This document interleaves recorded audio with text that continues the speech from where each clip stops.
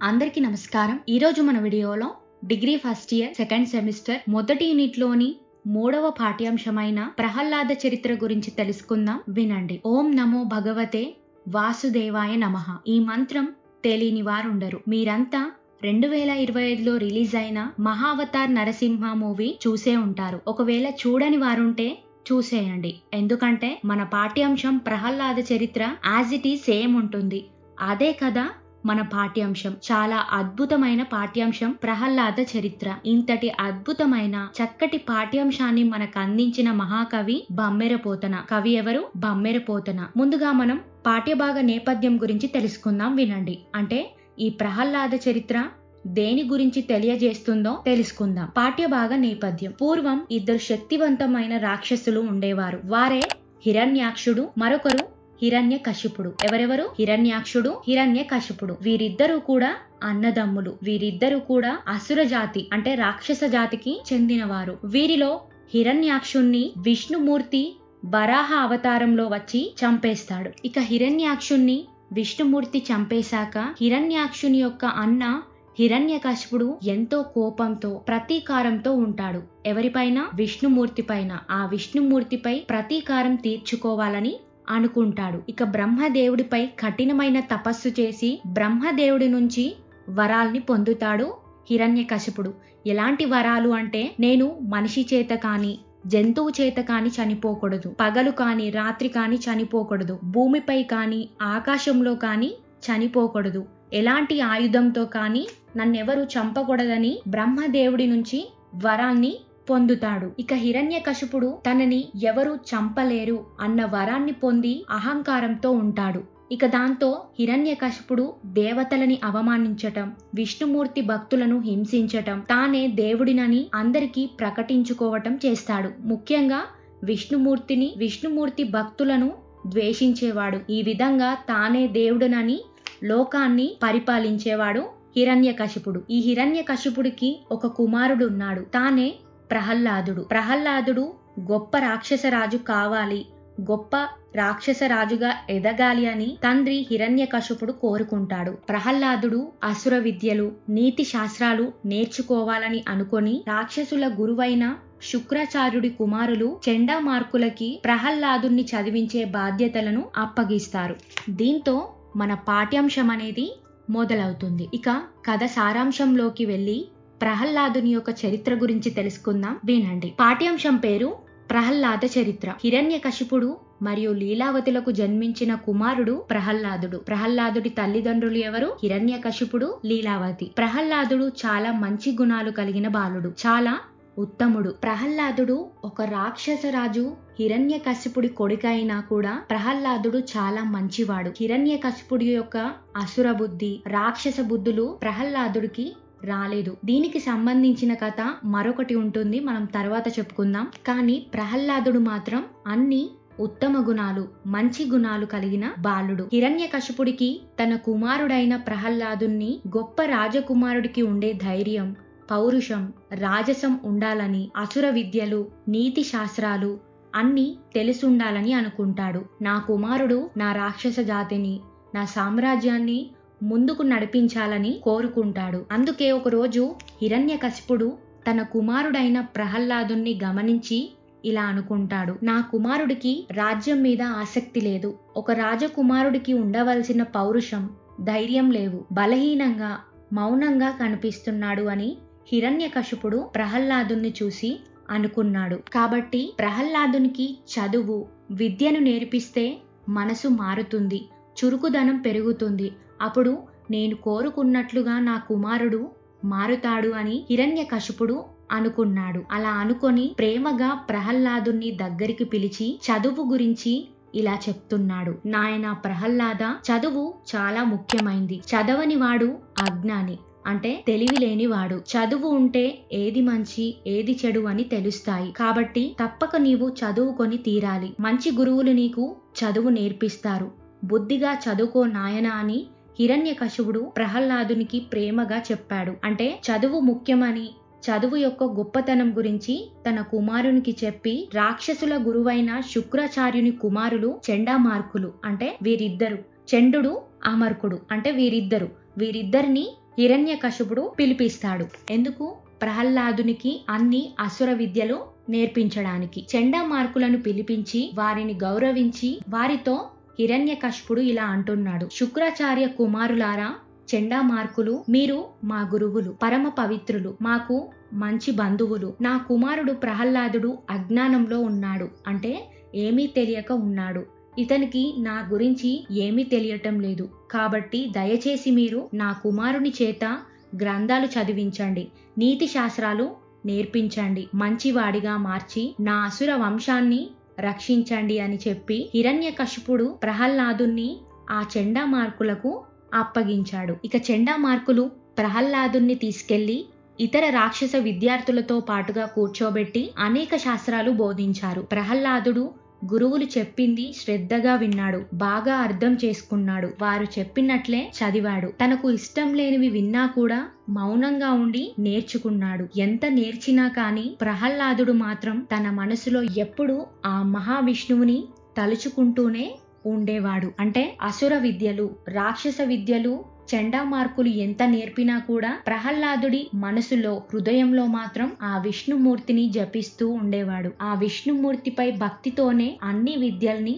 నేర్చుకున్నాడు. ఇక తర్వాత కొన్ని రోజులకి గురుకులానికి హిరణ్యకశిపుడు వస్తాడు. తన కుమారుడు విద్యాభ్యాసం ఎలా ఉంది అని తెలుసుకోవడానికి వస్తాడు. ప్రహ్లాదుడు గురువులతో పాటు తన తండ్రి దగ్గరికి వచ్చాడు. హిరణ్యకశిపుడు తన కుమారుణ్ణి చూసి ఆనందంతో ఒళ్ళో కూర్చోబెట్టుకొని ప్రేమగా ఇలా అడిగాడు. నాయన ప్రహ్లాద, గురువులు నీకు పాఠాలు నేర్పించారు కదా, వారు చెప్పిన పాఠాలలో నీకు బాగా నచ్చింది, ఇష్టమైంది, మంచి అనిపించింది ఏ విషయమో చెప్పు నాన్న అని ప్రహ్లాదుని అడుగగా అప్పుడు ప్రహ్లాదుడు తన తండ్రి హిరణ్యకశిపునితో ఇలా చెప్పాడు. తండ్రి, నాకు నచ్చింది ఒకటే, అదే విష్ణునామ స్మరణం, విష్ణుమూర్తిని, ఆ నారాయణుణ్ణి తలుచుకోవటం. ప్రపంచంలోని మనుషులు చాలా మంది అజ్ఞానంలో ఉంటారు. మేము వేరు, మీరు వేరు అనే భావంతో భ్రమలో ఉంటారు.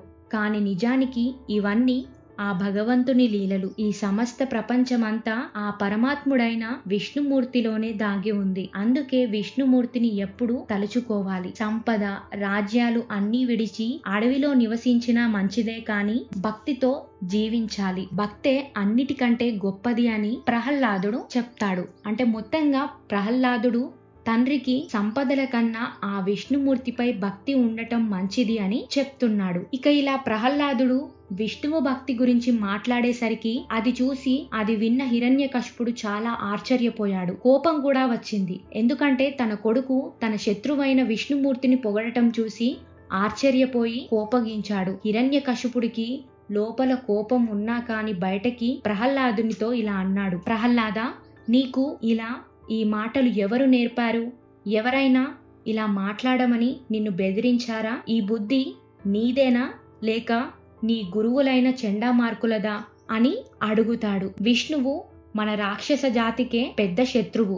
అతన్ని నీవు పొగడకూడదు. విష్ణుమూర్తిని నీవు నిందించాలి, తిట్టాలి తప్ప హరి, గిరి అని జపిస్తూ విష్ణు పేరును జపిస్తూ అజ్ఞానంలో పడిపోకు, చెడిపోకు అని హిరణ్యకశిపుడు ప్రహ్లాదుని హెచ్చరించాడు. అంటే ప్రహ్లాదుని బెదిరించాడు.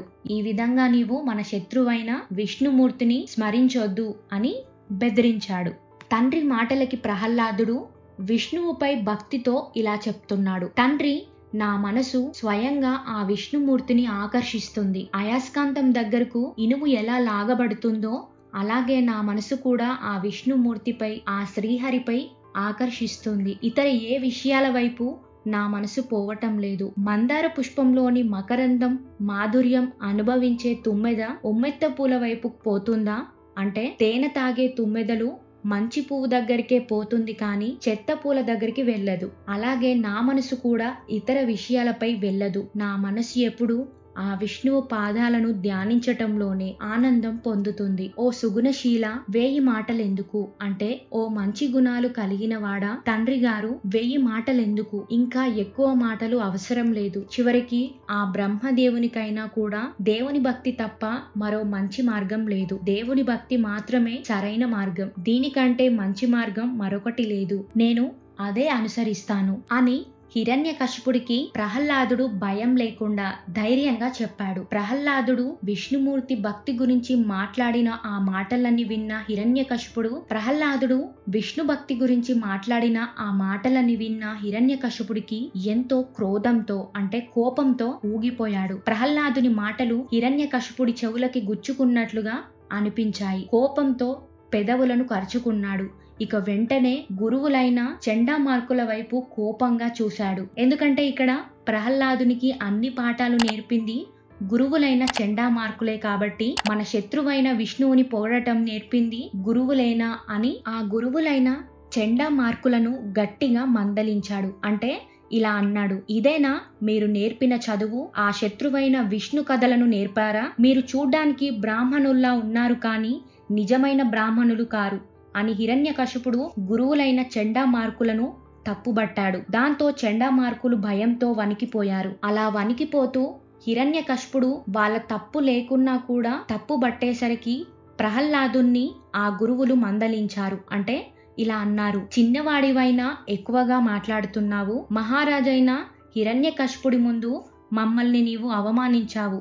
రాక్షస జాతికే మచ్చ తెచ్చావే అని గురువులు ప్రహ్లాదుని మందలించారు. అంటే ప్రహ్లాదునిపై కోప్పడ్డారు. ఎందుకంటే ప్రహ్లాదునికి నేర్పిన పాఠాలు వేరు. ప్రహ్లాదుడు తన తండ్రి వద్ద విష్ణు భక్తి గురించి చెప్పటం వల్ల హిరణ్యకశిపుడికి తీవ్రమైన కోపం అనేది గురువులపై వచ్చింది. ఇక హిరణ్యకశిపుడి కోపం చూసి గురువులైన చండామార్కులు చాలా భయపడ్డారు.